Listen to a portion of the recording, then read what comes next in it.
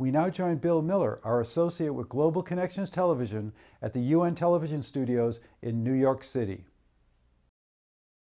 Today we're focusing on the plight of child soldiers. Child soldiers do not get a lot of attention in many of the media outlets today, yet over 250,000 of them are serving in many very dangerous areas of the world. So today we're going to talk about child soldiers and what it means to be one. My guest in 1991 was involved in a vicious civil war that overtook Sierra Leone. Ishmael Beah, at the age of 13, was forced to become a child soldier in this conflict. Later, Mr. Beah came to the United States and attended the United Nations International School.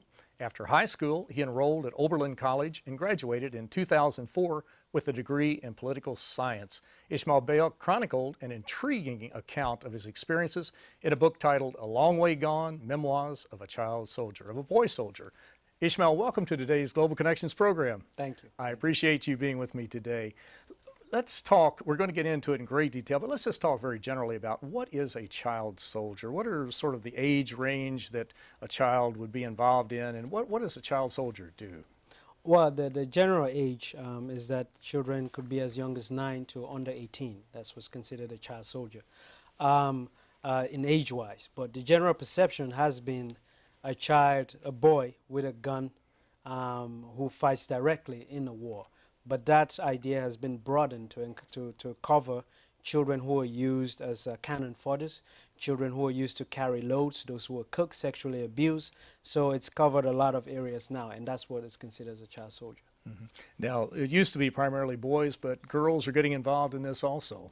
Girls have always been involved. What has happened is that the images that we've seen have mostly been boys, and it's mostly boys that have been spoken about, but there are also girls who fight directly as combatants, and in addition to the sexual abuse that they receive from some of the male figures they're fighting with. And that information, along with a lot more information, is included in a really excellent book that you wrote. It's a national bestseller. It probably is an international bestseller now. It's A Long Way Gone, Memoirs of a Boy Soldier. And this was one that you wrote, I guess, about 3 or 4 years ago. 3 years ago. 3 years ago, right. And I just noticed the other day it was back on the New York Times bestseller list. Congratulations. That's really quite commendable. But this is an excellent book. It's very interesting. It's exciting. And it's one that will keep the reader's attention without a doubt. But let's talk a little bit about you and personally. How did you get involved in this particular civil war? With whom did you fight? Did you join because you wanted to or because you had to? I joined because I had no other choice. It was either that or being killed, you know. The country got to a point where as a young boy, anyone who was younger, you became compromised in the sense that being forced to fight became a way to actually live, if you will, to buy more time to be alive. I lost my immediate family in the war. My mother, father, and 2 brothers were killed in the war. I became the only survivor.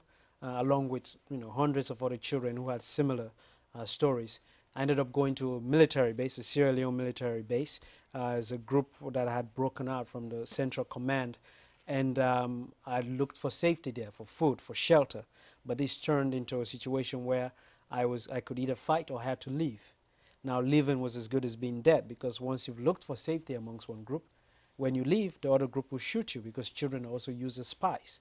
So I had no choice, and I was forced into fighting, was trained very briefly, and my life changed from a kid who was running from the war to now fighting. Mm-hmm. Now, the children, a lot of the children have turned in their arms.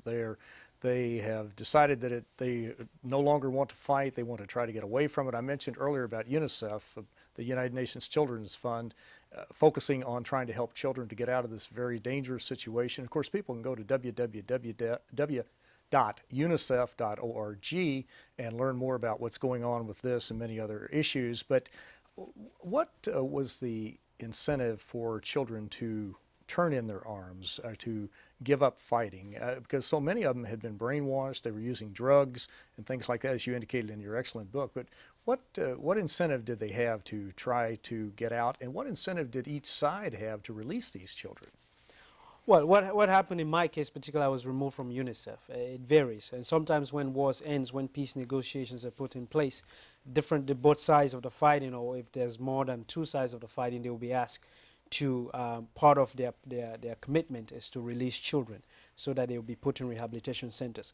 It really comes down to, there are some children who escape on their own because they can't take it anymore, but it really comes down to the commanders and the people involved in it, whether from the government side or from the rebel side, knowing that if they work with international organizations, that when it comes to trial, they will receive certain amnesties because of their cooperation. So they remove these children. For some young people, the incentive is that you're tired of fighting. This has been the only option that you knew, and now you've been given another option, so you take it. For example, when I was running from the war, if I knew another option existed, I would have taken the other one instead of fighting. But the only option was to fight, and that's what I did. So it's just having another option. Some kids are given, in the case of Liberia, some kids were given $100 as a way to start up. You're given rehabilitation, you're given vocational training, some schooling, and things like that. So you're given a chance to regain your life again. Mm-hmm. I mentioned earlier about drugs and amphetamines and different things like that. What role does that play in keeping the child soldier, or the boy soldier, girl soldier involved with a particular side? The drugs play a very strong role. There are other things, of course, in terms of coercion, you know, and things of that sort. But the drugs play a very strong role because one of the things, you're introduced to violence and you're pushed to accept the violence and understand it as your reality at that point. So in order for you to cope with all of the violence that you see and you participate in, you're given the drugs as a way to numb certain feelings, as a way to make sure that you don't have the ability to exercise certain emotions, because if you do, you may not function as a soldier. So that's what the drugs play. For example, in my case, we had what was called brown, which is a combination of cocaine and gunpowder, heroin and gunpowder with a little bit. And when you took that, you didn't even feel your own body. You didn't feel for yourself. You felt invisible. You felt that you could do anything. And of course, you go in front of, in certain cases, you go in front of gunfire that if you're in your right mind, you would not. So these are some of the things, you know, that the drugs does for some of these young people. Most assuredly. And I would imagine it's very difficult to get off of them, is it not? Yes, post-war, after you've been removed, it's one of the most difficult things is to withdraw from the drugs and learn to live without the violence. But when the drugs is no longer in you, then you're left with the nightmares, with the flashbacks. And you have to learn to face them and deal with them. And that's why rehabilitation is absolutely important. And this would be true, I think, for boy soldiers, girl soldiers, or even perhaps regular soldiers and regular armies, that so often they find it more difficult to come back to a civilian setting than it is to stay in that particular military setting, maybe where you're being shot at every day or it's a very dangerous situation. Did you find that it was more difficult to return to civilian life as opposed to staying in the military or Absolutely. staying with the Army? Absolutely. It was, at some point being in a war, you've gotten accustomed. You know how to react. Your reaction rate is, you've been accustomed to that reality. When you come back to normal life, what is called normal life, it becomes very difficult. And it is one of the most difficult things I had to do. First of all, you don't only have to relearn how to function as a human being again, you have to have people trust in that humanity again. So in my case, that was a double thing, where you come in, everyone thinks, oh, this is a former child soldier, he's capable of only violence. Where you're trying to change, you're withdrawing from the drugs. It is very difficult. It is possible, but it is a long-term process.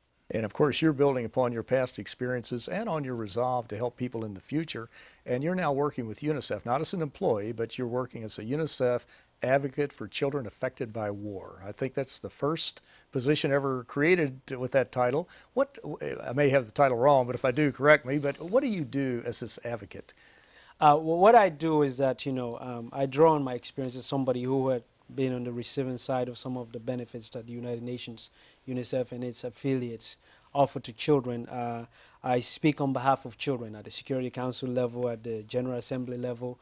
Even I go to Washington, D.C. and various countries to talk to leaders to make sure they prioritize the issues of children, particularly when it comes to conflict, and providing assistance for them to prevent them from entering conflict and to help them after they have returned from conflict.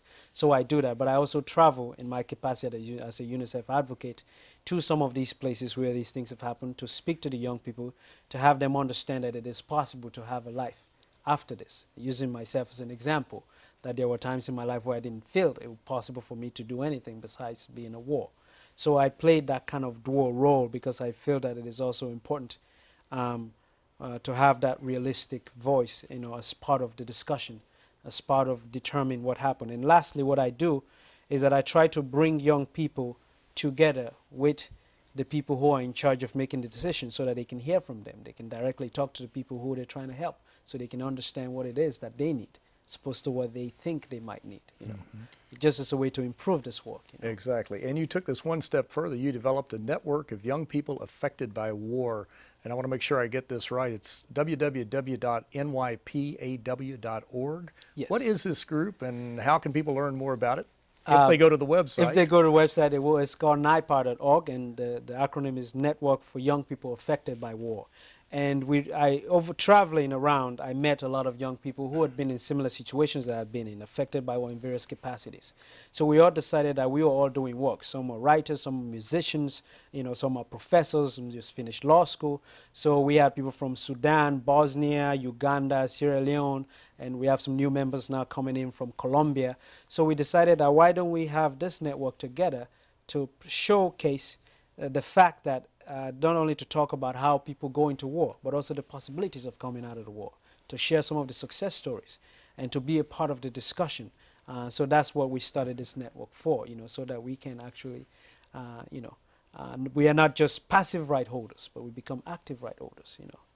It's very, very important to involve people. And of course, anybody can participate in this, can learn more about it. You don't have to be a boy soldier or a girl soldier, No, but you can, anyone who has an interest would be encouraged to tap into it. Certainly. Yes. Network for Young People Affected by War. Yes.